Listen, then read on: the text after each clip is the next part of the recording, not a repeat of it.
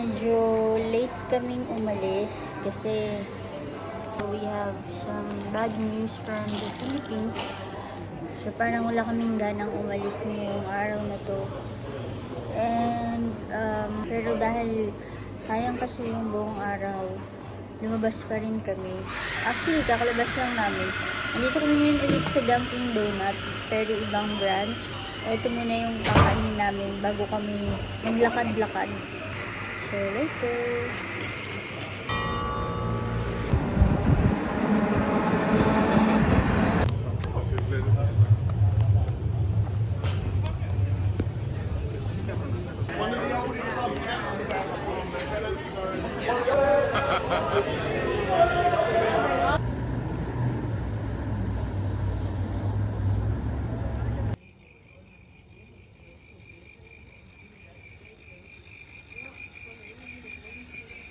Hello everyone, so it's 5 in the morning and we are heading to our next destination.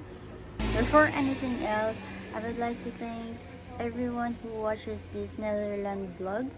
So for our next destination, I hope you will also come with us. So we're just waiting for our Uber.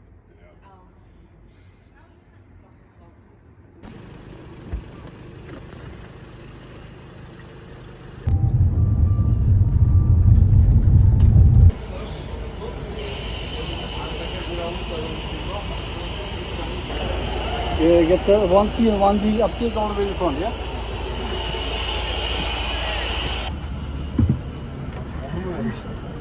Vallahi öyle. Vallahi öyle. Kanka çok kötü yer. Yok. Allah.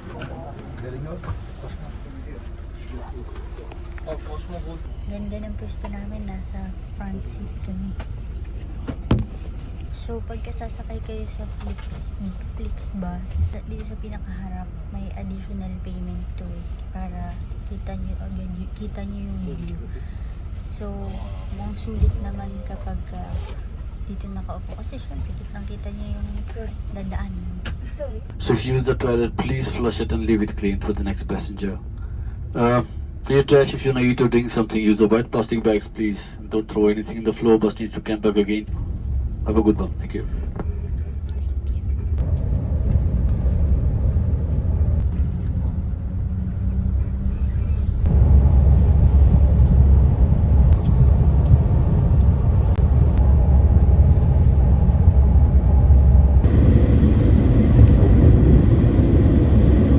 Bago kami makarating sa Paris, dadaan muna kami sa Belgium.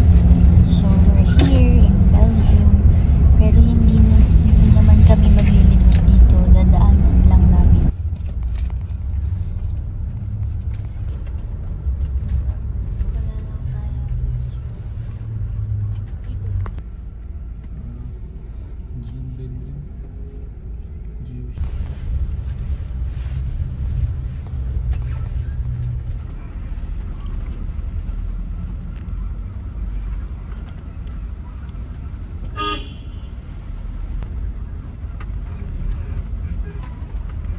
Nag-stop over muna kami dito sa may bus station.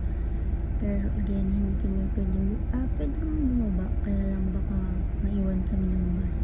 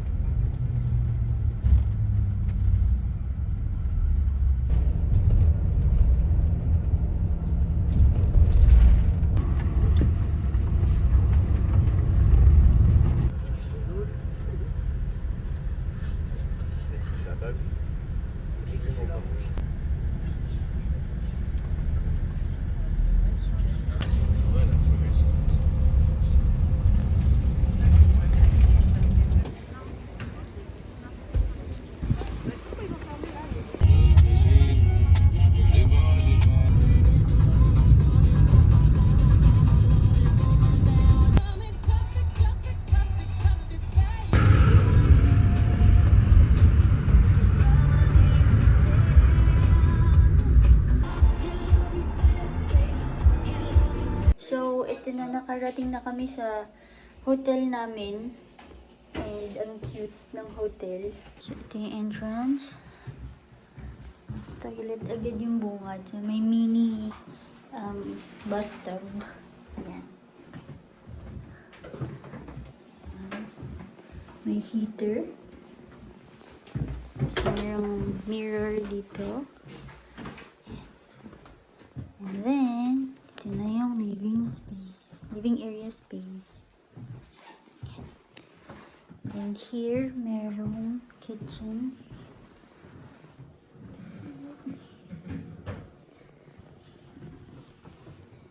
Tapos, dito naman yung bedroom. Ayan.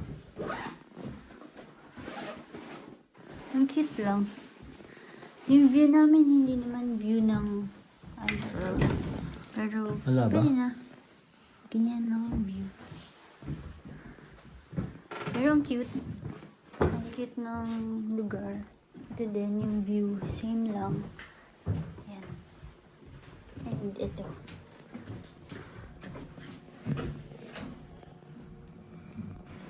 Ito yung elevator namin. Napakaliit. Ang cute-cute. Kasya ba tayo dyan? Ang ito. Ang isang tao lang. Ito na naman.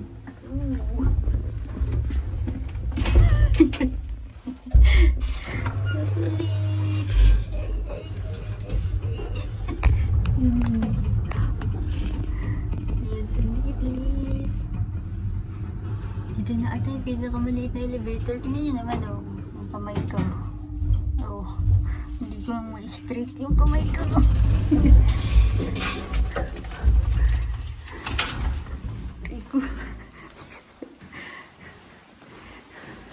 So, ito yung feeling na naglalakad ka sa Paris. Ano, free? Hey, no? Kung may kainan dyan. Meron ba? Dahil gutom na kami at hindi namin lang saan kami kakain. Sarado pa yung mga restaurant. Nandito kami ngayon sa Monoprix. Bibili na lang kami ng sushi. Ito, wait. Madami din naman pagpipilian. Mas gusto mo to yun. Ito. Ito na lang sa akin. Ito? Ay, ito. Mas lamang. Same ba? May onigiri, oh. Tsaka may ano dun, oh. Kumurol. So, meron din mga salad dito. Here. Fruits, of course. Bili kaya tayo ng fruits. Gusto mo? Ano, Roy? Mura tubig dito.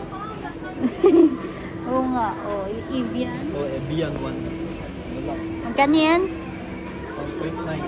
1.9. 1.95 euros ang Evian. Mas mura dito kasi sa Amsterdam. Uy, what is this? So, ito yung mga fruits. Sobrang fresh niya. Merong lumilipad na bee dito. Yun. Oh my gosh.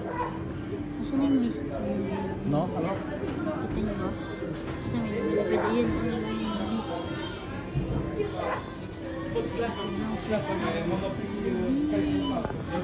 Bonjour.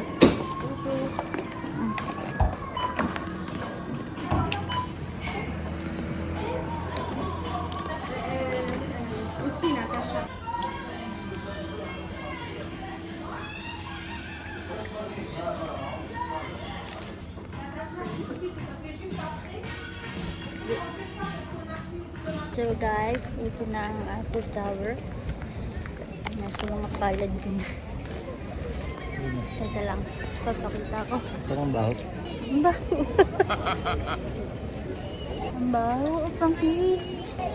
Wait, ito na, papakita ko na.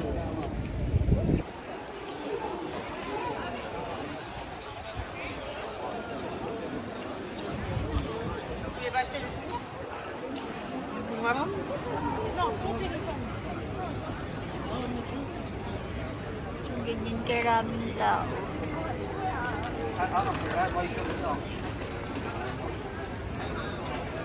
Wala, iniwan ako ni Roy. Nasaan na yun? Wala na si Roy. Magkahiwalay kami. Wala pa naman akong number dito. So, ayun, ang dami namang nagpipicture dito. Ito ko kasalukuyan kung hahanapin mo na si Roy. Okay, bye-bye.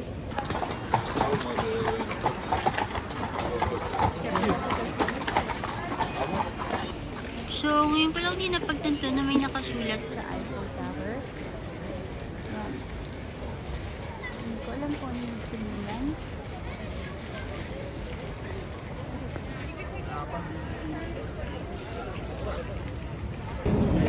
Napakadaming tao.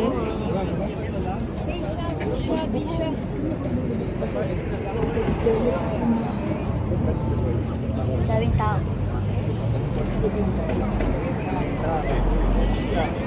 Lalo na doon sa loob. Meron kasing pasukan doon. Napakadaming tao. Pero good thing, may mga place na nakakalat. May mga naglilibot-libot talaga na place. So guys, ito yung medyo malayo-layo sa Eiffel Tower. And ang dami ring tao. Yan, at marami pa rin papunta. Somebody give me soul.